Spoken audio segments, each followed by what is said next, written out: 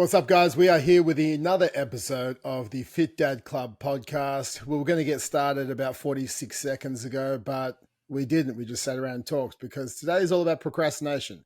Now, that was a really bad dad joke. And it's the Fit Dad Club podcast, guys. So my name is Travis Jones again. I'm here with Jace. Jace, how you doing today, mate?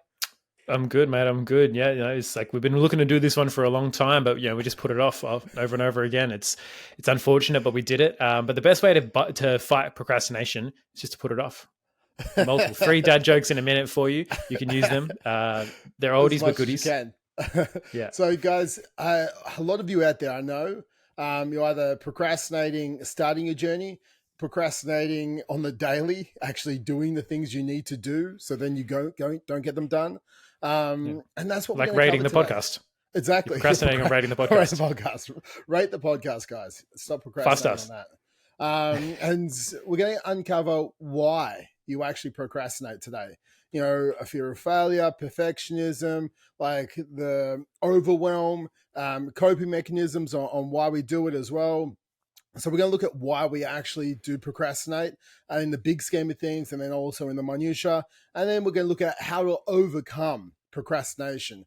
And I think if you can be someone who just does what they said they're going to do and understand the tools that allows you to be successful at that, you'll become consistent. And with consistency breeds results in any aspect of your life. So we're going to get into it today. Now, I know you've all procrastinated. I've procrastinated, you've procrastinated.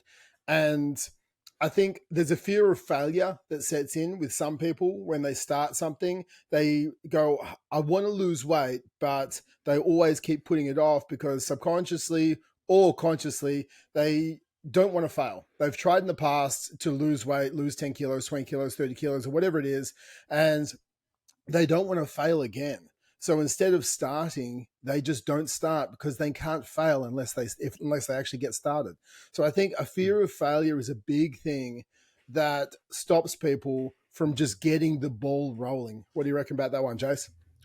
Yeah, I did a video on this recently. For me, it's when it comes to fear of failure, like failure isn't actually the thing that we're afraid of, right? Like we don't actually fear trying something and not succeeding. What we really fear is the judgment, right? We fear the judgment from our co-workers and our friends and our family being like, oh, yeah, there's Tom. He did it again. He started a program and he bailed halfway through. What a fucking useless sack of shit, right? Like that's sorry to all the Toms out there. I don't mean it personally. I actually got a couple of pretty legit Tom clients. That's the issue for most people is they're dealing with the judgment. They're dealing with the idea that people are going to think that they're unworthy and that they're crap and that they're, no good. And that's the actual mental thought process. That's like the process behind the process as to why people don't want to fail, because they think that failure is, seen as them being weak or them being not good enough. So when you consider, I don't want to fail or I don't want to, ruin it again or whatever, then you've got to, and we're obviously going to go into solutions a bit later on, but you've got to consider, well, what is the real thought process behind this? What am I actually worried about? Because just having a go at something and not succeeding is part of life, right? Like your kids, they get up and walk and then they fall on their ass and then they get up again and they get up again and they get up again. You don't, like my daughter's fallen over and banged her head on the ground and then, great dad. It's fucking unavoidable.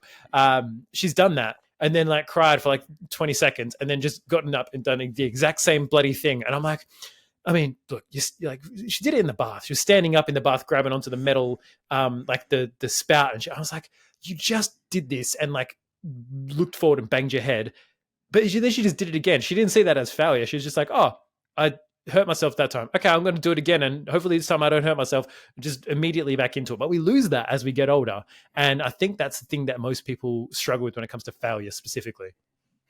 I agree, mate. I think sometimes it can also be the fear of success. If I do lose weight, do I lose my friends? If I do lose weight, do I, get treated differently by my partner?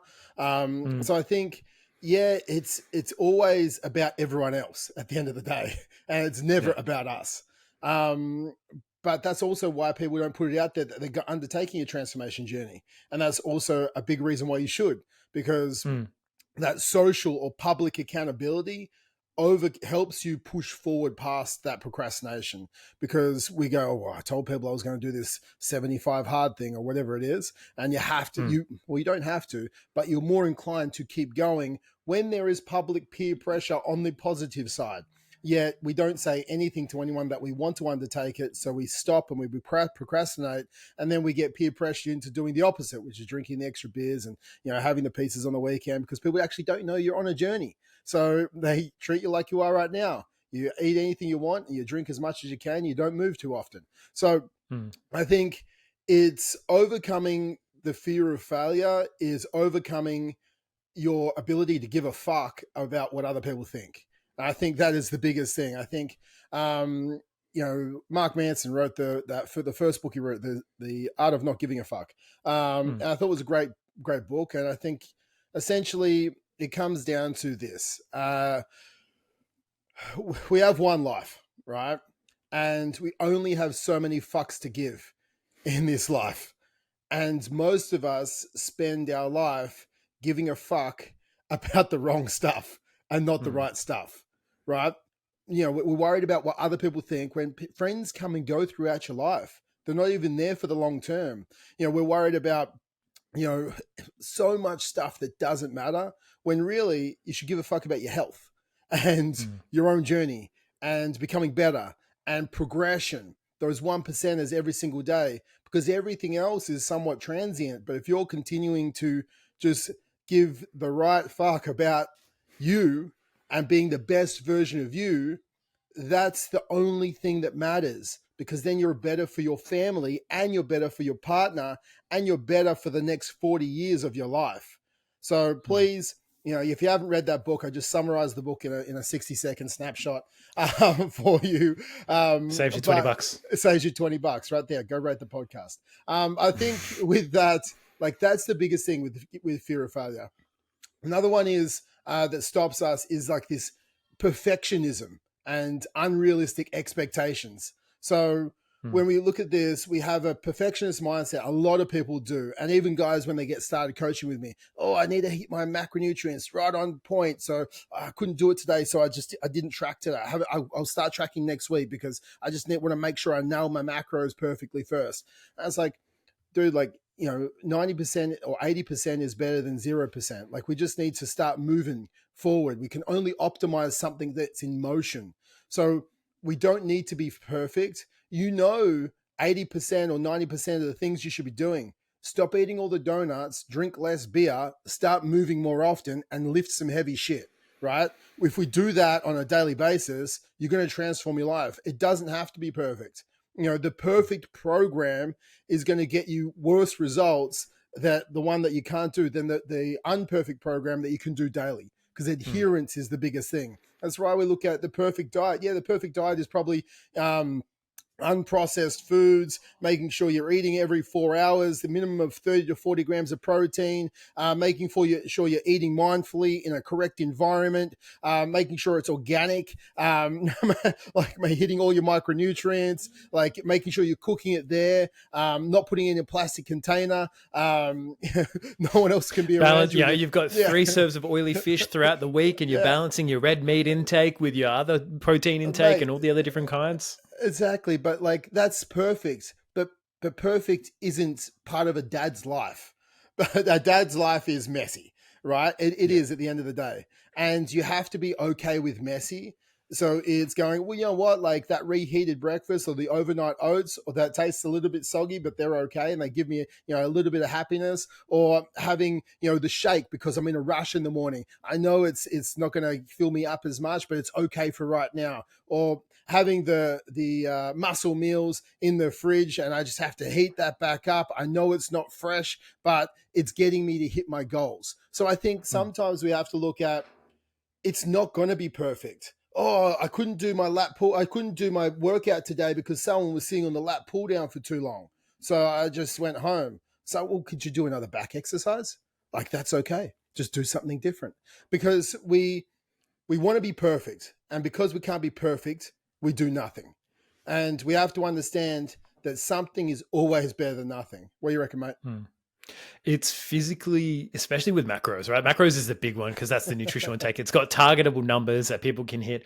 You like, if you want to go down the fucking rabbit hole, you're unless you're weighing to the gram everything you're eating, unless you know in that exact packet that the amount, unless you take a calorimeter and you do the thing where you fucking, how they measure calories is they like physically burn it and they see the amount of energy that was like used up by burning it. It's like a unit of heat energy essentially, because you do burn calories like within our body. It's kind of the way it works. Unless you're doing that to every single food that you're eating and you're getting a sample, oh, this muscle meal has exactly 35 grams of chicken as opposed to the 50 grams of chicken there, and then you're adjusting, like, you're never going to get fucking perfect. Like, there's like a 20% variance in the label itself given what's in the packet. There's a variance in how your body's going to absorb it on any given day based on the amount of shit. Like, once you embrace the idea that it is fucking impossible to get perfect, near enough is good enough. Near, like, your body doesn't know, oh, I received 1,850 calories instead of 1,800. That's no fat loss for you today, mate. Like, no, it is impossible. But I think perfectionism, again, it's like a symptom of this idea of what happens if I do it and it's not perfect and I don't get the result and I fail, right? Like, it's like I've got to do it perfect, otherwise it won't work. Like most people who are trying to do things perfect think that they need to do it exactly, otherwise they're not going to get the result, or otherwise it's not going to work, or otherwise they're going to beat themselves up because they failed. And that's their idea of failure, is not doing it perfectly and not absolutely nailing it. So it's like another projection of, what if I don't do it good enough? I'm not going to get the result. People are going to laugh at me. My coach is going to tell me I have to do better. I'm going to feel judged. Oh, it's like the teacher telling me, this is for all the kids, all the guys who had, they got 99% on a test and their dad was, oh, where's the other 1%? Right? if you're that dad, fucking stop it, first of all, from a child who had that shit, because it makes you beat yourself up and then be like, well, nothing I ever do is fucking good enough for you. You might think it's a funny dad joke, but it's not, right? But that's the sort of shit that sits in us. So yeah, this is Jason's therapy podcast. Mate, at least you had a dad, mate. Come on. Hey, there we go. Exactly. See, it's all about context and it's gratitude, right? All about gratitude for what we do have. But that's the kind of shit that sits in your head and think, oh, if what if anything I do is never good enough? That's the mentality that goes through when you try to do things perfect. So remind yourself that there's never, ever, ever going to be a time when you're going to get it perfect. Perfect is a verb, right? It's like to perfect. Your goal is to perfect it over time. It's about getting started and nailing it in and dialing it in over time to be the perfect diet for you, right? That's the mentality that I want guys to take away from this. Make it the perfect diet for you and the perfect intake for you, right? Rather than the overarching perfect diet for fucking that billionaire dude who spends like $1 million a day on his fucking anti-aging bullshit, right? Have you seen that guy? Yeah, it's insane. Yeah, I can't remember his name. Stop trying to be him. You don't have the fucking. You don't fucking remember you don't have the resources for it. Yeah, so find your perfect. I think that's like the mentality. So you can still kind of tickle that perfectionist itch. It's like, what is my perfect? My perfect is fucking hitting some protein every couple of hours, getting my what do you call it? My movement in, getting 3 weight training sessions in a week. That's my perfect. Anything more than that is fucking Super Saiyan, extra perfect. Yeah, dude, exactly. I think I always tell my guys, right? Like, even when we look at the workouts, like, your perfect is, what's your minimum performance standards? And that's how perfect for the week. Anything above that, then you did above and beyond. So perfect is essentially, just outside their comfort zone. They're pushing to achieve it. And then if they go past that, it's like, if you're perfect, you reckon you can get 3 workouts in this week? Yeah, I'll fit it in. Okay, anything above 3, you went above and beyond. So not only do they feel good from it, they feel even better, because it's not like, okay, what's your stretch goal this week? Can you get 5? And they get 4 and they're like, I missed it. I think we need to close the gap. What's the minimal performance standards for us for the week? Let's achieve that. And if you then once achieve it, you actually feel good, you probably want to do more. I think that's a big thing that we'll talk about after the fact. I always say, I think I like the statement, imperfect action is better than perfect inaction. I think we just have to always remember that, like, imperfect action is better than perfect inaction. I think another thing that stops people is this analysis by paralysis. So they get overwhelmed together with what diet should I do though? This does come into perfectionism as well, but it's like, what diet should I do? Should I do keto? Should I do the man shake? Should I do the low carb? Oh, my mate Jimmy's doing, some other diet. Maybe I should follow his. Or I got told about intermittent fasting. Oh, this guy's doing rest pause sets over there when he's working out. Should I be incorporating that?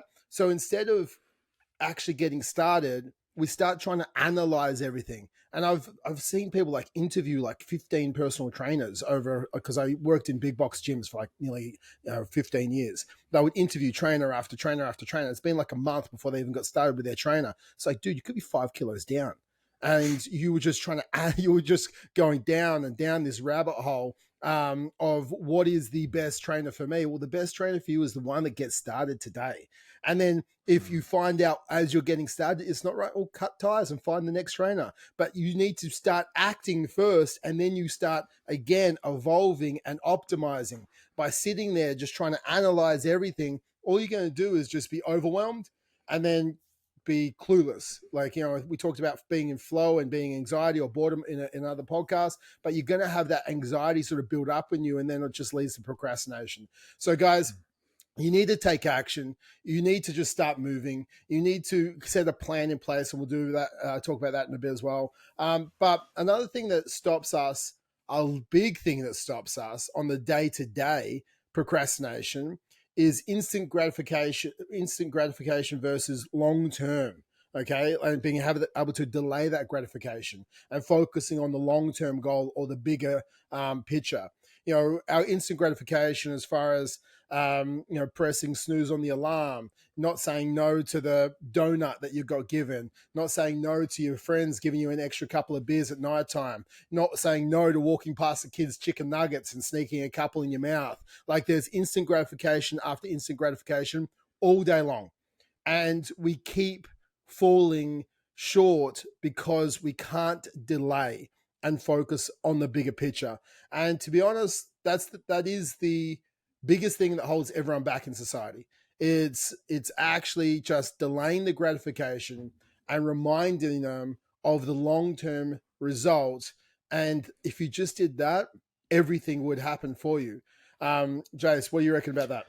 It's not even that much of a delayed gratification as well. Like, in the example of a workout, like, I don't know anyone who's like gotten up, worked out in the morning, had a shower, gotten ready, and not been like, I feel fucking great for that. Like, unless you injured yourself in the workout, right? Like, I don't know anyone who would do that in the morning and then come back and be like, no, I felt like shit. I don't want to do that ever again.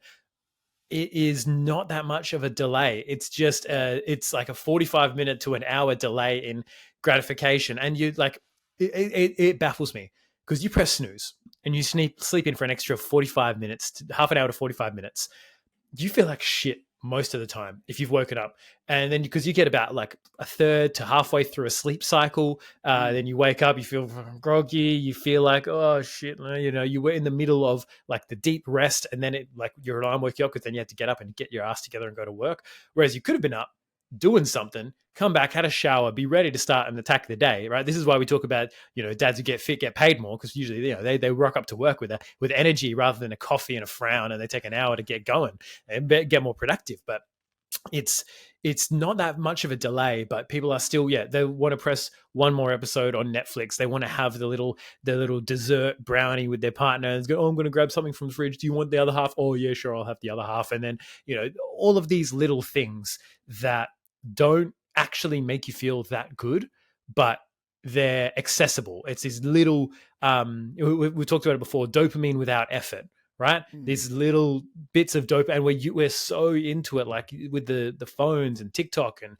Instagram Reels and shit like that, where people's like, if I'm not entertained within the first 5 seconds, I'm swiping away to the next one until I can find something that that is hooks me in, basically. So it's it is an issue with society as a whole at the moment. I mean, at the same time, people have been saying this about all kinds of new technologies. Oh, the newspaper is going to ruin kids' brains. Or the radio is going to, they can't pay attention to more than 2 things at once. It's like, it's been going on for a long time. But if you can, remind yourself of what's over that 45-minute to an hour hump, right? That small choice that you can then feel good about afterwards, you can, and you really allow yourself to feel good for making that choice, then it makes it easier and easier every time to make that choice, to pick the better option, to to do the workout, to eat the salad, to say no to the donut. You feel good about yourself, and the gratification isn't actually that far away.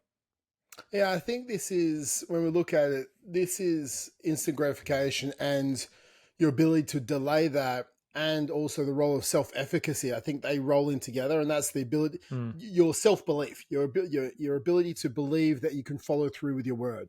Because the more we fall prey to self-gratification, the more self-doubt that we have, right? So this instant gratification and self-doubt actually get linked very much together, because you go, oh, I can't say no to the donuts. Oh, I can't not press snooze. And then you just start to think, we start to look at the macro, because that's the micro. And then the macro version of that is, I can't hit a workout plan. I can't follow a diet. I can't change my life. And we start to like expand into that, because the more of these micro hiccups that we have, the larger the self-belief, self-doubt conundrum happens, and we feel like, well, you become helpless, right? And it's like that learned helplessness over time. So every single time that you do perform the task, that is a vote in the self-efficacy. It's that belief that we can follow through and we can change our life, and we have a power of agency, a power of control over the direction that we're going. So you have to think, if you are going to get up and pressing snooze has been a problem, so you have to identify these triggers. Is pressing snooze a problem for you? Then you need to, get up and like create a plan, like put your phone in the other room, alarm goes off, gets you out of bed, and then, you splash some cold water on your face or do whatever you need to do, just to snap you out of that sort of sleeping mindset. And then you need to reaffirm.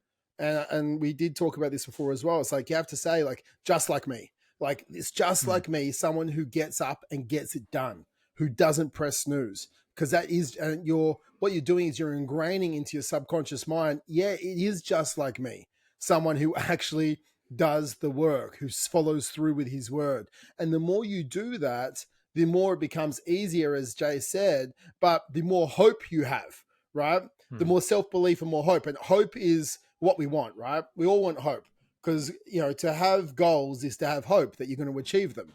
And those are interlinked. And some people think hope is a wishy-washy word, but I think hope is probably the most powerful word that we need in the English language, because we all hope that our kids have great lives. We hope that our relationship gets closer. We hope that we live on this planet for as long as we can. All that is just hope. But then when we look at hope, that becomes more. We have a more powerful level of hope when we have a more powerful level of self-belief. Okay, because I think we have to, and we only have a more powerful level of self-belief when we start to ingrain these micro commitments to ourself. And, that means we can move away from self-doubt. So I think when we're looking at this, we have to accomplish tasks. We have to recognize and affirm to ourselves once we've done those tasks as we're trying to change them. And they just need to be small to start with. And I think that's a big thing. Also, when we're looking at procrastinating, I think some of us procrastinate based on like a coping mechanism or an emotional avoidance technique, right? It's because, we procrastinate because we feel bad. We're procrastinating as far as eating the right food or going to the workout because we're in a low state because of our emotional state at the time being, or it's a coping mechanism to dealing with something that's going on in our life. So by not doing the best version of us, we're coping by following through with things that make us feel good right now. So I think you have to understand why. So it's asking yourself better quality questions will give you better quality answers. Like, why am I pressing snooze? Oh, because I want another 40 minutes sleep. Well, why do you want another 40 minutes sleep? Because I'm tired in the morning. Well, why are you tired in the morning? Oh, because I go to bed at 11 o'clock at night. Why do you go to bed at 11 o'clock at night? Oh, because I watched 3 episodes of Netflix. Why do you watch 3 episodes of Netflix? I don't know. And we have to keep asking why until you get to the actual reason. And if you keep watching, and if you can ask again, well, if I had to know, why would that be? Because I just want to zone out. Like, I want to zone out at nighttime. Well, why do you want to zone out at nighttime? Because I hate my fucking job. Okay, well, we got to the crux of it, right? We're delaying. We don't want to wake up the next morning because we don't want to go to work tomorrow because we hate our job. So instead, we're trying to string out the day as long as we possibly can at nighttime because you're trying to stay awake and watch Netflix. Because if you stay awake an extra hour, it means you don't have to go to sleep because you know as soon as you go to sleep, you're going to wake up and you're going to have to go to that shitty ass job that you don't want to go to because Janice is a bitch, right? And so you go, okay, well, the crux of this is I need to change my job. And for anyone out there is like, oh, but dude, the jobs aren't hard to come by. Right, I live in Tasmania. We're in a skill shortage right now. You get paid $100,000, go live in Broome as a barista. Mate, like down here, I live down in the Huron Valley. There's in the salmon farms, like people are making $100K plus with no skill set, right? After 6 months, they're on $100,000, and they're working on the fish farms with the salmon. You probably get a free salmon every single week as well. It definitely helps with your good fats with your diet. It's just a plus. Bonus, no excuse. No excuses. And they're asking for people to work there all the time. Right. So, guys, if you don't enjoy your job, again, there's a fear about, can I get another one? Like, go look, right? Move states, move cities. Like, there's no reason you should be waking up for 40 years hating what you do. There is absolutely no reason. Should be a reason you wake up for 1 year hating what you do. You want to wake up, and some days aren't as they aren't A pluses, maybe they're B minuses, right? Yeah. But at the end of the day, if you wake up and you enjoy the fact of what you're doing and your fulfilling role, a part of the company that you work within, or the company that you run, I think that's the main thing. That's all what we want. But if we can get to the crux about why you're feeling like shit, we can then actually take away that trigger. And if that is finding a new job, then it's finding a new job. But you have to, most people don't ask why. And I think that's the problem. Or they'll ask why once. And then that's also the problem because they never actually, they're putting a Band-Aid over the gaping wound that will continue to bleed for the next 20 years because you didn't change your job. And then you wake up one day overweight, depressed, and you're like, oh my gosh, what have I done with my life? And it's like, dude, you went to a job that destroyed your soul. So that is another thing for procrastination. Yeah. And that sort of brings into identifying triggers, mate. I think, especially because another trigger and one that I was thinking of just then as well is some people, this is like a super duper unconscious thing, will sabotage themselves on purpose because it suits their narrative of their life. And for some people, there's like, I'm an Aussie battler, right? We've all heard that terminology before, fucking what? We haven't had a war for a long time. Who the fuck are you fighting, right? The emus? You're not you don't have to call yourself a battler, but the idea, if you call yourself an Aussie battler, right? You that is inherently unconsciously bringing to you battles to fight because that's who you are. So you manifest, right? And it depends on how woo-woo you are, but you manifest and you look for these things because if you just say, nothing ever goes right for me, you're always going to look for the shit that doesn't go right for you, right? I have a very different outlook. I have an outlook that things always just kind of work out for me. It's crazy how well they work out for me. I set my intention on marrying my wife. I married my wife. It was great, right? I was like, I'm going to get abs. I got abs. That one took a bit more work than the other ones did. Trust me.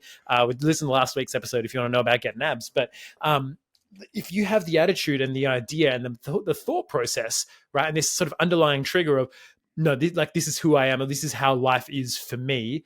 I have a hard life. It's always been a hard life. Then you're going to look for shit that justifies that because your brain doesn't like to be wrong. This is a test you can do. If your wife asks you, oh, where's the Vegemite? And before you even go to the fucking cupboard, you are saying to yourself, oh, I don't know. I have no idea what the Vegemite is. Why would she ask me where the Vegemite is? I don't use the Vegemite. I'm a peanut butter man through and through. And, you go to the cupboard, you're going to look around, you're going to be like, yep, see, not there. I have no idea where it is. And she's going to come up, she's going to pull it. It looks like she pulled it out of thin air. She's going to show you. And you'll be like, what the fuck was that? Right? It's literally called a mental blind spot, called a scotoma. It blacks it out because your brain doesn't want you to be wrong. Your brain doesn't want you to think one thing about yourself or about the way the world is and then have the evidence be opposite to that. It's a legitimate brain thing, right? It's very scientific.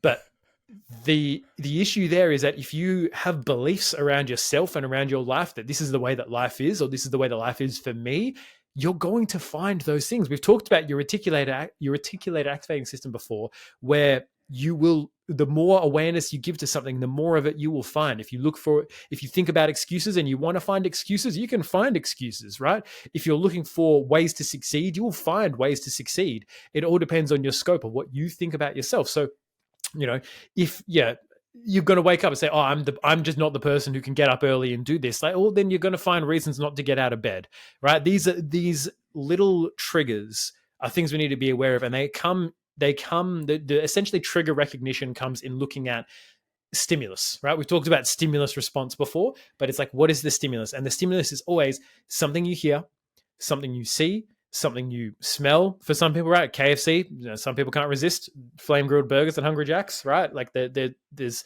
stimuluses for that. There's a stimulus in emotions, and then also self-talk. So for you, and also taste, but it's a lot less like, you're not going to wake up and lick a piece of celery and be like, oh yeah, I'm healthy, right? Like that's a pretty fucking direct trigger. Or you taste a healthy food and you're like, oh, this tastes like shit, and then you throw it all out the window. But that is the trigger. So the trigger is going to be something. So it might be you hear your alarm, and then there's also like subsequent steps to you deciding to procrastinate, right? This is called a pattern in NLP, which is neuro-linguistic program, the thing I used to teach. So when you have a pattern or like essentially a strategy that you're running, we all have strategies for everything we do in life. There's a couple of triggers for it, and there's a bit of a pattern to it. So you might hear your alarm clock, and then you might say something to yourself in your own mind. You might have a mental thought pattern, right? For most of you, it's probably not time to crush the day, right? Time to get shit done. Fucking Autobots roll out. I don't know, whatever catchphrase you want to have. Honestly, I think if you had that catchphrase, Autobots roll out. If that was the first thing, please comment on our YouTube, because if that's your first thing you think about, I want to buy you a beer or a glass of milk. I want to meet you. I'll buy a protein shake. That's I mean, that would get you going. If you had Optimus Prime every morning, Autobots roll out, and just fucking do it, man. Like it's whatever it is for you. But most of us are thinking, oh fuck. You might feel something, right? Whether it's like my lower back's a bit sore, or I feel a bit tired. And then you go into the mental self-talk of, oh, no, I'm not going to do it. I can do it tomorrow. What did Trav say? Never miss 3 days in a row. Oh, I guess I can make it 4. No, he didn't say that, you fuckhead. You know what he said. But never miss 2 days. Never miss 2 days. Right? You get one sleep in, and then the next day you're into it. But you've got to identify what is the initial trigger. So you get the, you have the alarm clock, right? Obviously that's going to go off. Maybe you need to change your alarm to a different sound. Right. So it's less, and I do this all the time, where if you change your alarm to a different sound. I used to have it where it would be the radio. So you never knew what it was going to be. It was a different alarm every morning. Problem is sometimes it was like heavy metal. So it was a hardcore way to wake up. But having this all comes down to having reflection and having the ability to pause and actually fucking look inside and go, what is the pattern that I'm running? The alarm goes off. I say to myself, oh, I can't be bothered, right? So then you've got to take conscious control of your triggers and of your patterns. And that's what this kind of next part of the podcast is all going to be about, is taking charge of the triggers that cause you to procrastinate and cause you to put things off. Because you don't just procrastinate and do nothing, right? No one procrastinates by sitting perfectly still, right? Unless you're a monk, and then you're like, good on you. You're already pretty fucking self-aware.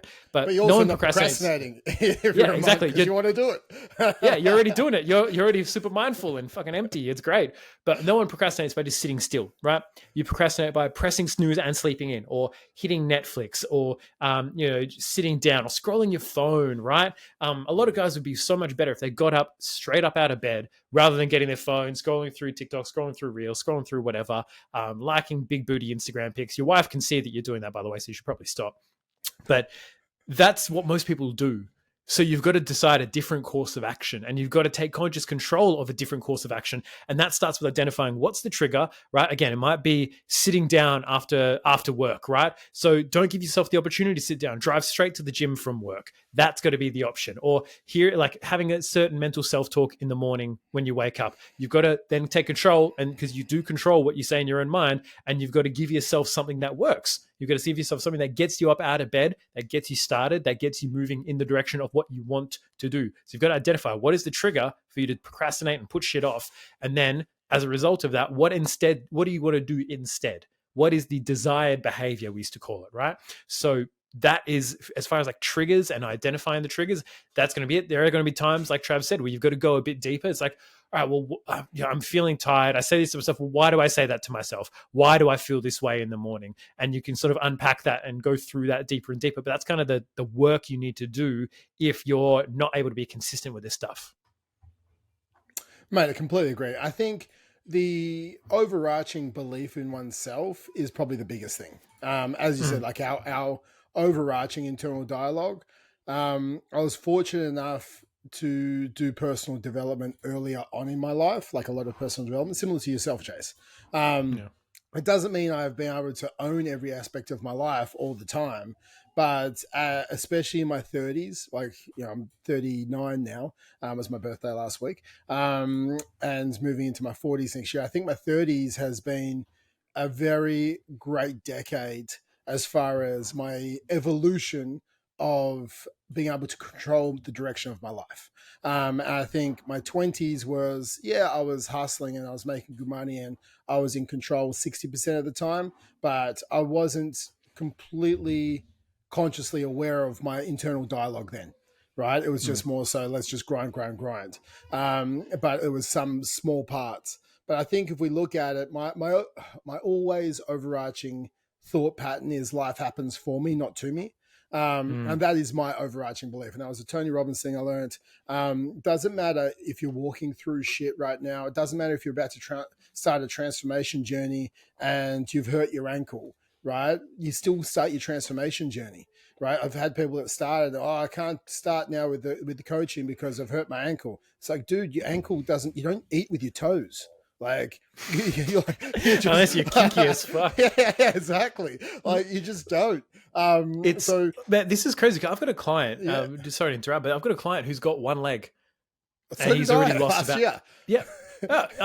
His name's Phil. Shout out to Phil. He's got one leg and he's absolutely fucking crushing it. He he has a exercise physio that he works with, but he's already got like 6 kilos down since we started about 3 weeks ago, right? Like, this is like, I've got clients with partial paralysis from the waist down, like, who legitimately can't do some stuff. That's not a fucking excuse. Dude, I know. I like one of my boys I had last year that I coached over 16 weeks. I think he dropped about 12 kilos. He had one leg at the same time. He was chopped from the knee down. So at the same time, he was doing some walking, but then like the prosthetic. There we go. Thanks, Jace, for that. The prosthetic that was on the bottom of his leg started rubbing on his knee. So then he got an infection. So then he couldn't do that. So he's like, oh, what can we do? And then we're like hopping on the bike. And he was riding with one leg on a bike. Like he just had this belief that he was like, it's just an obstacle. Like, I lost my leg and I kept living life. Like, this is only fat loss. Like, so it's like I've got less fat to lose because I've only got one leg. Yeah, exactly. The perception is different, and I feel like when something's taken away from you, from what I've seen, then we have the ability to overcome these minor obstacles much easier because we can't catastrophize, right?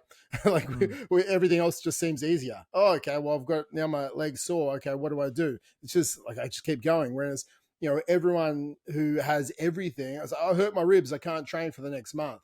It's like, so I can't do this transformation thing. It's like, dude, you've just hurt your ribs. Like, you're still going to be eating. You can still walk. And we can still probably lose 5 kilos of fat by just doing those two things. Probably won't gain some lean muscle mass, but we can definitely lose the fat mass. And I think when we look at that, again, that comes down to internal dialogue, right? So, when we look at it, it's like, life happens for me, not to me. And I know some people are probably walking through shit right now. You could be divorced. Your partner could have cheated on you. Something could be happening with your kids.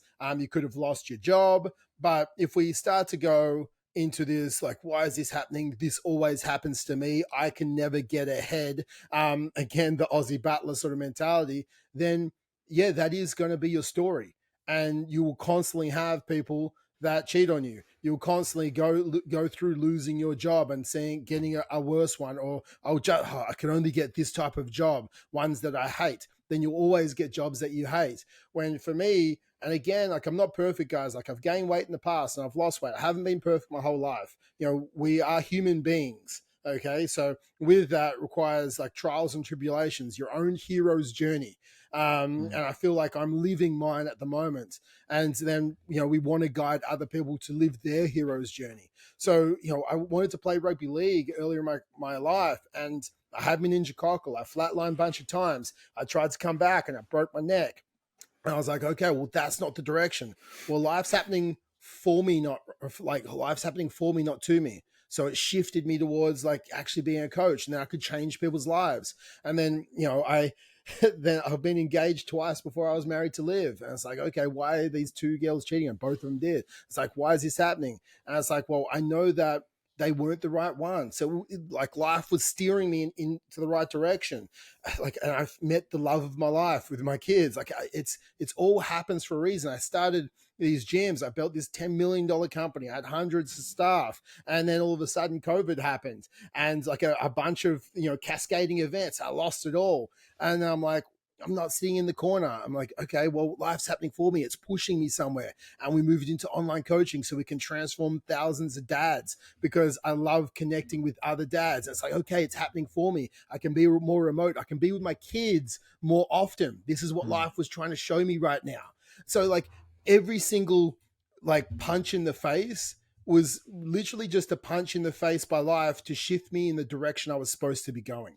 Now, if I thought it was a punch in the face trying to keep me down, then I'd be sitting in the corner, like dwelling on a football career never had, probably never meeting my wife, and putting up with a wife that was cheating on me instead of breaking up with them, in a job that I hated, right? But it's like, no, I didn't want to dwell on anything. I just knew that life was simply steering me in the right direction. So for all of us out there, the overarching principle in your mind needs to be that life is happening for you, not to you. And that will help you have clarity of not just feeling down, because when we're feeling down, that is when we're going to procrastinate the most, because we just want to avoid anything. And then we get to the what's the point kind of attitude. What's the point of even doing this? I know it's not going to turn out right anyway. And if that's your mindset, well, that's what it is. Like you need to work on your mental well-being, and then and your self-talk, and then we can actually change. So I think for us, there was a fear of failure, there was a perfectionism, there was this analysis by this paralysis. We had instant gratification versus long term. We had looking at coping mechanisms, the role of the power of agency, the control and self-belief in your life, identifying some triggers, and we'll talk about them in a bit more, and the procrastination patterns around those triggers, addressing a bit of overwhelm, and understanding that we need a better self-dialogue and better overarching principle for our life to overcome procrastination as well. So, Jace, I think that's the main things I believe, and probably you believe, that handle procrastination. Is that what you think? Mm-hmm. Yeah, I completely agree. There's a book that I really like, which I'll summarize it for you in 2 seconds. Save you another $20. Go rate the podcast. It's the 5-second rule by Mel Robbins. And essentially this is what we were talking about before, which is taking charge of your mental self-talk. And it's something that I've used a couple of times. Like I remember I went to Bali once on a retreat, and there was like a huge like bungee swing that you could go down. You had to like hold on, like you were still strapped in and everything was safe, well, as safe as Bali standards are. And you swing down, and then you got to like catch onto like a big rope wall on the other side. And I was like, fuck, it's like 10 meters high. When it's not like water below, it's like ground. You're still like, holy shit, this is a big drop. I'll break my legs if I drop down now. And I can only train upper body and get swole. Life's happening for me. So I get a beast chest. But to do the swing, I had to legit, this is the concept of the 5-second rule. You count down. You go 5, 4, 3, 2, 1, and then you do it. And it's just like you do with your kids, right? It's like, they're going to jump off the diving board or do something, for the first time. All right, ready? 3, 2, 1, go. Like you count them in. because it gives you a jumping off point and gives you a decision point to make. Where I think there was like a study done where there was people that were going to go jump off do cliff diving. I think it was in Croatia. I think this might have been at one of your events, Trav. Where it's like the people who counted down and then didn't jump were never going to jump. They were never going to do it. When they counted themselves in and then didn't do it, they were never going to go. They spent too much time talking themselves out of it. But if you get there and you just go straight into it, and like exactly, the alarm goes off, you go 5, 4, 3, 2, 1, go. Right? You give yourself a non-negotiable. You don't give your mind room to wiggle in with that bullshit negative self-talk. You give your mind the ability to go, nope, 5, 4, 3, 2, like, oh, yeah, I should go to the gym soon. I'll wait till it's 11:15, and then I'll go. I looked and it was 11:16, so I got to wait till 11:30 now. No, you fucking don't. You go, all right, 5, 4, 3, 2, 1. Let's go to the gym. All right. Turn the podcast off. Go to the gym. Keep the podcast on. Go to the gym. Put it in your headphones. Go to the fucking gym. But yeah, that's the principle of the book, and this is where it comes to taking charge of that self-talk to really like funnel your thoughts on something. Because if you're just like, oh, I wonder what I'm going to think about. No, you got to take conscious control of your thought, funnel it towards something positive. And that 5-second rule is a really, really positive way to do that. Yeah, because I think what she was talking about in that book as well, it shortcuts the circuitry in the brain. Because we can't think of we can't think of something else as we're counting down from 5, 4, 3, 2, 1. I've tried it many times. I can't count down and think about why I want to sleep in. Like, you can't do the two things. I don't know if that's because I'm a male. If any females are listening to me, let me know. But I can't think of counting down and something why I want to do it. So it's like it short circuits the chimp brain that we have, which is why we want to have that, essentially sleep in, instant gratification. And we've committed to a 5, 4, 3, 2, 1. Then we just, like she talks about, it's like she got out of bed like a rocket ship, right? She's like, pretend she's rocket ship, bang, out of bed, like get it going. And also I think when my alarm goes off in the morning and I've rehearsed this, and I don't say Autobots roll out, I'm going to start that. Let's see how that goes tomorrow. Like, honestly, I think that's I'm a weightlifting robot. That's what I do. Exactly. No, I literally just like, I'm excited. Like, I'm excited. I get to spend another day being me. We're not promised to wake up, guys. If your alarm goes off, that should be a celebration. You didn't die last night. Good work. Let's go again. Because, mate, there's a lot of people that don't wake up every single day, and you weren't one of them if you're listening to this podcast. So I think we need to have more of a gratitude in the morning, and that will allow us to get up faster. But again, it's setting intentions and it's actually focusing on things. Some people don't have goals because they don't like setting goals. I think that's probably the biggest reason you procrastinate. If you don't have goals, you're just walking. And we talked about, it's like if you're at the bottom of a mountain and your goal is you putting that flag on top of the mountain, right? And that flag on top of the mountain for you could be 20 kilo weight loss. Okay. It could be that. It could be getting abs. It could be that. It could be anything you want, running a marathon under 3 hours. I don't care what your flag is. It's your flag. Right? No one's here to judge your flag because it's yours. But if you don't have a flag that you're going to put on top of the mountain, all you're doing is like, I'm just going to train. And you're aimlessly walking around a mountain, lost, right? And that's when people actually have to call for help. Like, I'm lost. I need help. I need someone to come and get me. So if you don't have a place you're going towards, which is your goal, and then a plan on how to get to your goal, you're going to procrastinate all the time because you're going nowhere, because you weren't brave enough to set a goal that was going to motivate you to actually get the job done. I think that's why we want big, powerful goals that are somewhat outside our comfort zone, so that cause us to grow and become a better version of us. And then also so it needs to be specific. Oh, I want to lose weight. It's like, dude, how much weight do you want to lose? And again, when we get guys on the call, it's like, we talked to them at the start, and it's like they're afraid sometimes of saying, yeah, I want to lose 15 kilos. I don't know, 5 kilos would be okay, I guess. It's like, what are you guessing? Like, it's your fucking life. Like it's not a guess. It's like, when were you the most happiest? I was the most happiest and I felt fantastic 15 kilos later. Right. Then let's do that, because I want you to be the happiest. I don't want you to be somewhat happy or okay or somewhat okay. It's like, let's fucking strive for excellent and get you to feeling excellent, because you have one life. So let's set that goal of you feeling fucking on fire, right? And I think that's the goal you need. It's like, if I hit that, I'm going to feel fucking on fire. Okay, well, let's do that, because life is too short not to feel that.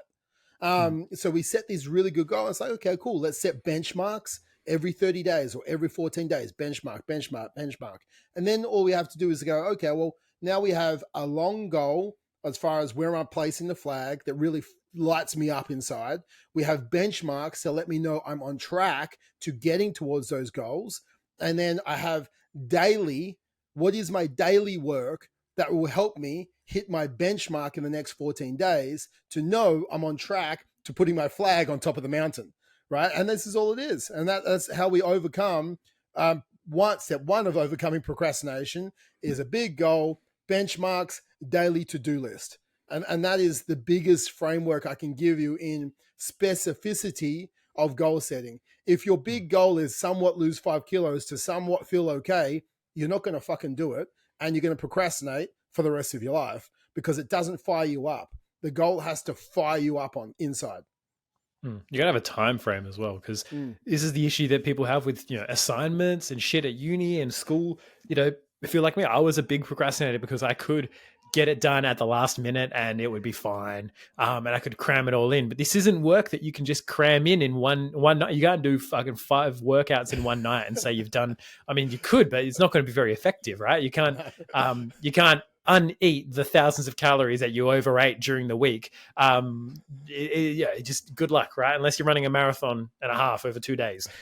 It's just not possible. So you've got to have, as Travis was saying, those little frequent check-in points with yourself. Be like, all right, I've got a milestone to work towards and look forward to. 14 days isn't that far away, so I can't really fuck around too long. Like, you can't muck around. You might muck around for a day or two, then you're like, oh shit, that I've got to be checking in 2 weeks. If I want to be on track, I've got to do it. And this is where accountability comes in. This is where having accountability from a coach is crucial, because then you've got someone else to report to. And then when you're not initially doing it for yourself in those first stages, you're doing it to like, oh, I've got to do this to make my coach happy, because otherwise they're going to be like, oh, how come you didn't get it done? I don't want to have to deal with that. That's a good way to get started. It's a good way to get your ass off the couch, is like, oh, fucking, having someone that's going to send you a message, be like, hey, how come you haven't done your training? How come you haven't tracked your food? Having that accountability in there is going to get you off, and having those little benchmarks along the way is going to give you something to look forward to. That's not like, oh, it's all the way up at the end of the mountain. I'm never going to get to 30 kilos. Like, well, you don't need to get to 30 kilos. You need to get to 2 weeks where we're looking to lose 2 to 3 kilos, and we'll go from there. Exactly, mate. I think so. We have our small benchmarks and we have our small benchmarks on a fortnightly basis, which allows us to then manipulate the plan if we're off track, right? And that's the other reason we have accountability with yourself or with someone else or someone that's going to help guide you on this path, on this journey. And then at those accountability checkpoints, because you're going to be times, oh, maybe you need to increase steps, maybe you need to decrease calories, maybe we need to change program, like whatever it is. That's our assessment points to reflect and project. So we reflect on what went well, what went wrong, what we need to improve, and we project on how we're going to do it better over the next 14 days and what we need to change. So having these periodical 14-day check-in points allows us to stay focused on the task at hand. And then we have to go down to the daily. So we look at, the process-based goals rather than the outcome-based goals, because really at the end of the day, our outcome-based goal benchmarks lose 2 kilos or lose 3 kilos or lose 1 kilo. That can also be do 6 workouts, which is process, walk 140,000 steps, which is 10,000 steps a day. That was me mathing really good. A little bit more. And then 10,000 plus. Yeah, plus. And then like it might be making sure that I hit my nutrition 14,000 calories a week, not a day. Jesus. That sounds like a good day. That's a good day. So when we're looking at this, like we have these sort of process-based goals over the 2 weeks, but then we need to go, what is my process? What is my 3 things to win the day with my health? So it could be just like, let's just identify top 3 things. Top 3 things are move, train, eat, right? Get my steps, do my weight session, eat the food according to my calories, right? If you add in another 2, it could be like sleep 7 hours and hit your protein intake, right? So now we've got 5.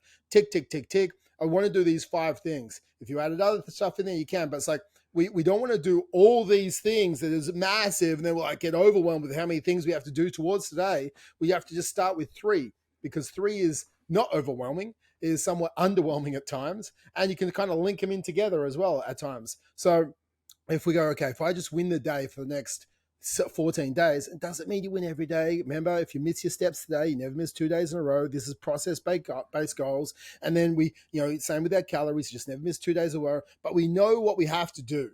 And now we know what we have to do each day. We can go the next part, which is planning and visualization. And I think visualization, again, we've talked about manifestation and visualization on this podcast. So people think we're going to start a retreat of fairies. Woo-woo. Woo-woo retreat.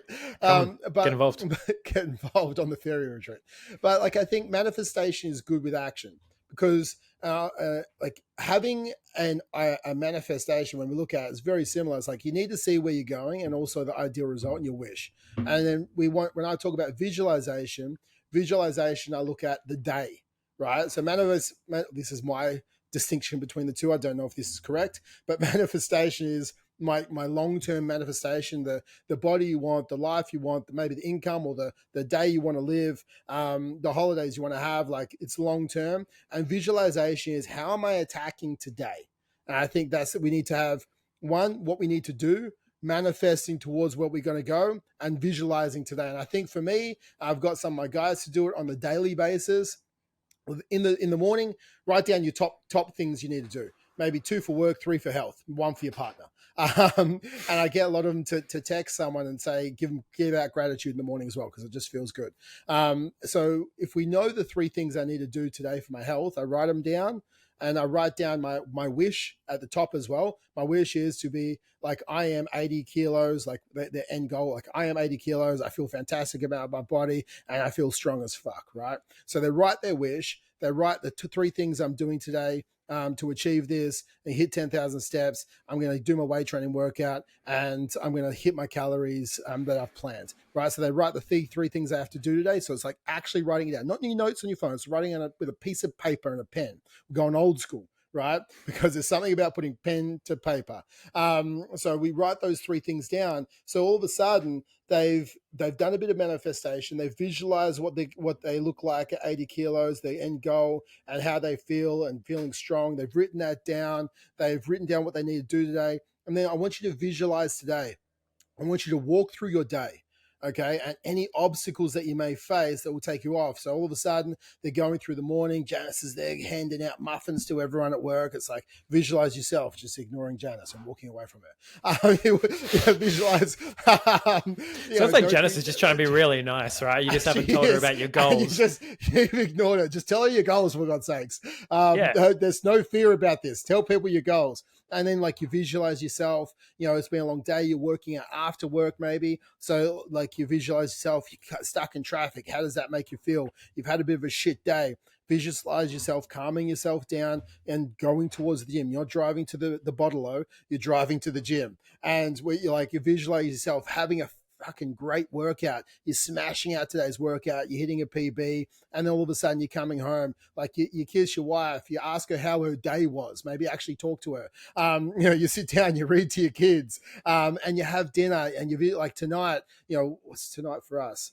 Tonight for us, for my lean beef, minced pumpkin and potatoes. I haven't had that this week. I know that, and that's what is my dinner tonight. I can visualize myself eating this with Liv and actually being present with her. After that, I can literally see my day. I can see the obstacles. I can see me overcoming the obstacles, and all of a sudden, your brain has a hard time, and Jace, you'll know much more than me about this, right? But if you visualize something, your brain doesn't know if it's real or not. Is that correct? Yeah, more the more vividly and the more you put into it, your brain had. This is why when you think about, I'm guilty of this, right? Yeah, well, you think about when you think about all the embarrassing shit you've done, you get embarrassed. When you think about the guy who cut you off in traffic, you get fucking heated. There's definitely times at night where I've thought about someone who's upset my wife or pissed me off or done something, and I'm just like, And then it's like, I can feel my legs getting warm. Like my body temperature is increasing because I'm getting pissed off, because you're imagining these things. Like, the more you imagine something, it's exactly like, imagine the gratitude, imagine, being able to do all these amazing things for these amazing people, and your brain can't really tell the difference, at least from like an emotional production perspective. So focus on, all right, how amazing am I going to feel when I fucking nail this day and I overcome all these obstacles? Then you, not only is that going to help your brain focus in on that, it's just going to give you far more opportunities to make it happen, because you're like, no, this is the way it happens. I overcome this obstacle. Okay, cool. How do I overcome this obstacle? Because my brain already knows this is what's going to happen. This is what I'm going to do. And yeah, sure, there's going to be extenuating shit that happens sometimes when it's going to throw you completely off. You're like, well, fuck, I didn't expect that to happen. But then it's just going to be about, well, how do I get back on track and make the most of this? Because I already know this is going to be a great day, right? It's a great day to have a great day. The more you can focus on the more you can set an intent, right? It's setting an intention for the day and saying that this is how the day is going to go. I'm going to do my best to make, this is what's going to happen. I'm going to overcome the obstacles and I'm going to make it happen. Like, your brain can't really differentiate between that. And this is kind of the reason why, like, some people, when used in the wrong way, get a lot of instant gratification and like, oh, I feel like I've done something. It's like the illusion of progress, like going to Officeworks and buying a bunch of like whiteboards and pens and markers and shit. Oh yeah, I'm going to buy a fucking diary and I'm going to write in it every day. And again. Yeah. And here's my fucking whiteboard of all the meals that's going to go on the fridge. And, no, that's like the illusion of productivity. But when you set that intention, it gives you momentum. It gives you like, all right, cool, I've already got a bit of an idea, rather than like, you get to lunchtime, you're like, I don't know what the fuck I'm going to do. And then you go to indecision. Yeah. Oh, dude, 100%. I think there's a framework for this that I like, which is Whoop, right? So it's a Whoop framework with visualization. And first you have to identify those, because we're talking about procrastination essentially today, right? So I want you to identify the procrastination triggers that happen to you. Maybe you sit on the couch instead of going to work out. Whatever, like, I don't know your procrastination, right? So, but you have to know yours. So if you go, my wish is, you're visualizing your wish. Okay, I'm 80 kilos, I'm 20 kilos down. I feel fantastic. I can see myself with abs. If you can't, like, go get someone to Photoshop you from like Fiverr.com with some abs and you can actually see it. I can see myself with abs. Ask ChatGPT. It'll do it for you. Exactly. One of those ones. Exactly. Get one of the AI things happening for you. I can see myself with abs. I can see myself smiling and feeling fantastic. That's my wish. Okay, what's my outcome for today? And like, I'm closing my eyes, anyone on YouTube right now, because I'm rolling through the framework for myself. Okay, my outcome today, I need my steps and I need to get my training in. I know what I need to do there. I know I need to hit my calories. I know what my meals are going to be. Okay, what are my obstacles? Well, the obstacles I'm moving through right now is procrastination. That's the big thing for me. Okay, my procrastination is, as soon as I get home, I drive home instead of going to the gym, and then I sit on the couch. And when I sit on the couch, I just can't be bothered getting back off. It's like my ass is glued to the seat of the chair. And if I try and get up, the couch comes with me. So instead, what I'm going to do is I'm going to visualize myself not driving home, because I know that's where I get procrastinated. I'm going to drive straight to the gym instead. I'm going to do a 25-minute workout. And that's what I'm going to do. I'm going to visualize myself like pumping through the workout. I'm doing some chest press, some rows. I'm going to jump on the treadmill. And then like I visualize, so I've overcome that. So, and then how you feel, I feel fantastic. Like I'm on track with my goals. I hit my steps. So you visualize yourself overcoming the triggers as you're doing it. Because what it is, Whoop is wish, outcome, obstacle. So you visualize yourself overcoming the obstacles, and plan, right? So it's the plan to overcome it. So wish, outcome, obstacle, plan. That's your visualization framework that helps you overcome these things that hold you back. So I think if you can do that every single morning, you're like, dude, I don't have time for that. It's like, man, it takes 2 minutes. 2 minutes. You go to the toilet and probably shit for longer than 2 minutes in the morning. Right? So do it while you're sitting there on the toilet instead of scrolling TikTok. We'll call it swoop. Shit first. Yeah, exactly. The shit Whoop framework. That's why I tell my guys, like, I don't have time to track my food. It's like, dude, you go to the toilet each day? They're like, yeah. I was like, track it on the toilet. Like, actually do something productive phone with you as well. You got your phone with you. We know. Don't say you don't. Like, I know you do. It's dirty. Clean it. It is. Fuck, please. Stop putting your shit phone next to your mouth. So you're literally talking shit.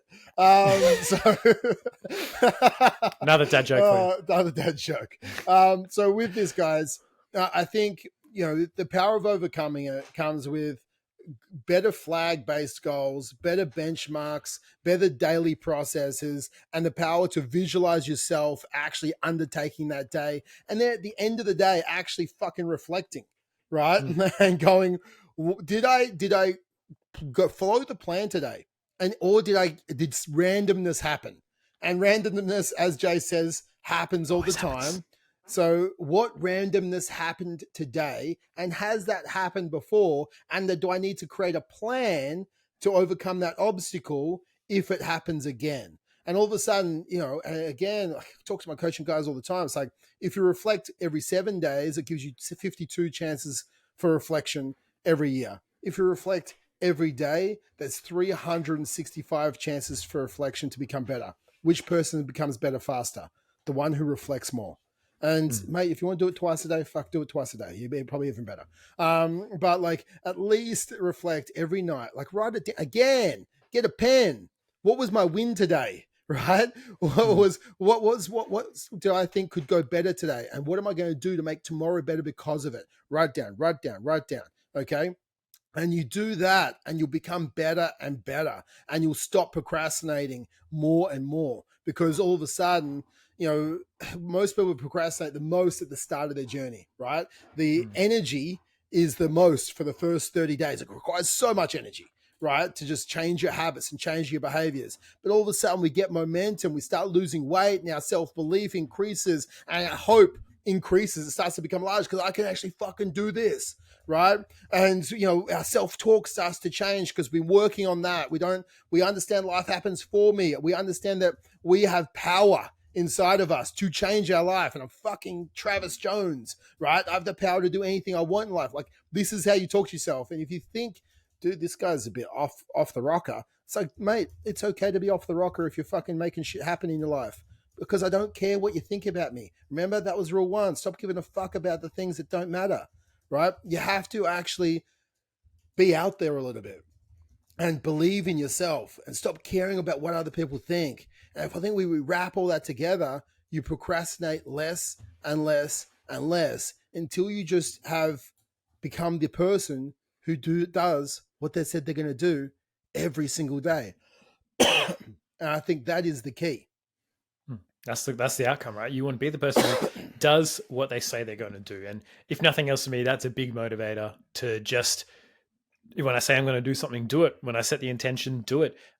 Final tip as well is, if you are going to be someone who schedules in these times when you're going to do stuff, and that's like, I say I'm going to go to the gym at this time, don't be that person who's like, oh, I've scheduled it. There's a meeting I've got from 4:30 to 5 o'clock, and that's going to go exactly on time, and that person's not going to be late. So therefore, I'm going to leave the work exactly at 5 o'clock. I'm going to get home exactly at 5:30 with no traffic. I'm going to get to the gym at 5:31. I'm going to do a 49-minute workout, and I know exactly I can go this thing to this thing, and none of the equipment is going to be there, and it's going to be not busy. Like, no, that's not going to fucking happen. So like, this is like people who don't plan in their day. Like, again, they don't plan and account for randomness and shit happening. Buffers. Give yourself buffers with your plans, right? Don't go to the plan and be like, oh, I'm going to plan every single minute out to a T. It's like, no, you've got to have flow. You've got to be willing to be adaptable, because again, randomness has never not happened. So have the intention of being the person, the dad who says, like I've told my wife about this. It's like, I never want to be the kind of dad who says we're going to go to the park and then doesn't go to the park, because I feel like that's just like sad. And the kids really look forward to that kind of stuff. Or say we're going to go to Adventure World or the zoo or something like that, and then don't go, right? For whatever reason. It's like, no, that's good. Like, my word is going to be my bond, and you want your word to be your bond with your kids. That's how they learn to trust you. That's how they learn to come to you with stuff. So, and it starts by keeping your word to yourself. Because Dad said he was going to do this for himself. We talked about this last week. Dad said he was going to do this for himself, but he never did. Why should I have to sacrifice or keep my word? And in saying that, last week on the podcast, I said I was going to put off my 10-kilometer run. Right? Oh, yeah. And then you went and fucking did it. And then I went and did it. I just smashed out 10 kilometers in like 46 minutes because I was like on the podcast going, I'm going to do it tomorrow because I don't have time, because like we ran a bit late with the podcast and I had a couple of things on, and I knew I had like literally like 50 minutes before I had to leave the house, and I have a treadmill downstairs, and I was like, fuck this. I said I was going to do it today, and I have to be someone who follows through with what they say. I'm not putting it off tomorrow and doing the 20Ks. I'm going to do it today. I went downstairs just because I was on the podcast. I said I was going to put it off. I was like, no, don't be a little bitch. And I got up and I just did it. And I felt so good after it because I was like, even though I was sweaty doing some of the stuff I had to do afterwards, I felt good because I just followed through my word. And I think we all feel good when we follow through with our word, right? We just do. So guys, anyone out there who've said they're going to rate the podcast before and they haven't yet, like follow through with your word, rate the podcast, write a review, let us know what. You'll be proud of yourself. You will be proud. I'll be proud of you as well. Jace will send you a love heart. So with this, guys, we want you to rate the podcast. We also, if you're stuck with your fitness, go to fit-dad.club and let us help you change your life. Stop procrastinating on getting started. From where you are to where you want to be, we'll jump on the phone, talk about how to close the gap and actually change your life. And that's it for me this week. Jace, you got anything else you want to say? No. Go out, smash it, guys. Go out there and get started. As soon as you finish this podcast, as soon as it ends, go do the thing that you've been putting off. I don't care what it is. Yeah. Just fucking take action. Take some form of action. All right, guys. Talk to you next week. Bye. Peace.